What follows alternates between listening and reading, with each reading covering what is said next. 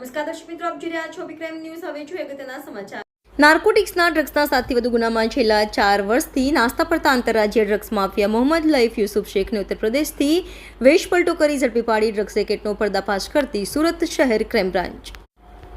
ગુજરાત સરકારના ડ્રગ્સ વિરોધી ઝુંબેશ અંતર્ગત ટોપ ટુ બોટમ અને બોટમ ટુ ટોપ અભિગમ સાથે પોલીસ કમિશનર શ્રી સુરત શહેરનાઓના no drugs in Surat city અભિયાન અંતર્ગત ગેરકાયદેસર માદક પદાર્થોની હેરાફેરી કરતા ડ્રગ માફિયાઓ તથા તેમની ગેંગના સિન્ડિકેટ સભ્યોને પકડી પાડવા માટે આપેલ સૂચના અનુસાર ક્રાઇમ બ્રાન્ચની ટીમો વર્કઆઉટમાં હતી.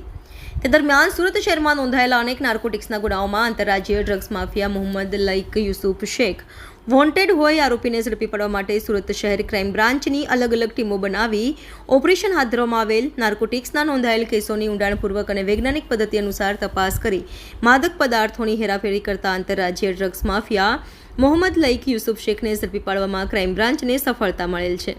રિપોર્ટર નૈતિક રેશમવાળા, સુરત.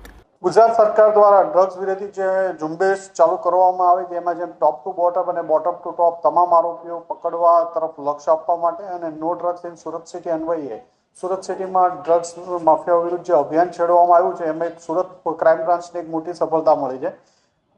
સુરત ક્રાઇમ બ્રાન્ચની ટીમ દ્વારા યુપી આંબેડકરનગરથી મોહમ્મદ લઈક યુસુફ શેખ નાઓને પકડી પાડવામાં આવ્યો છે, જે સુરત સિટીના અલગ અલગ 7થી વધુ કેસોમાં એનું નામ ખુલી ચૂક્યું છે. સુરતનો મેઇન સપ્લાયર છે.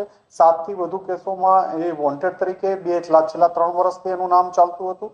સુરતની ટીમ દ્વારા આંબેડકરનગરમાંથી કાલે એક ઓપરેશન હાથ ધરી અને એની ધરપકડ કરવામાં આવી છે.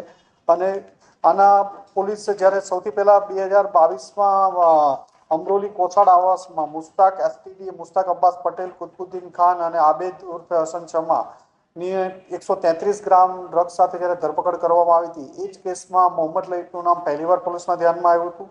ત્યારબાદ સારોલી ચેકપોસ્ટ ઉપર એક કેસ કરવામાં આવ્યો હતો. 700-800 ગ્રામ જેટલું એમડી મળી આવ્યું હતું. એમાં પણ સપ્લાયર તરીકે લઈકનું નામ સામે આવ્યું હતું. ત્યારબાદ ક્રાઇમ બ્રાન્ચની ટીમ દ્વારા 2024માં મોહમ્મદ તોકીરને ઉધના દરવાજા પાસેથી પકડી આવવામાં આવ્યું હતું.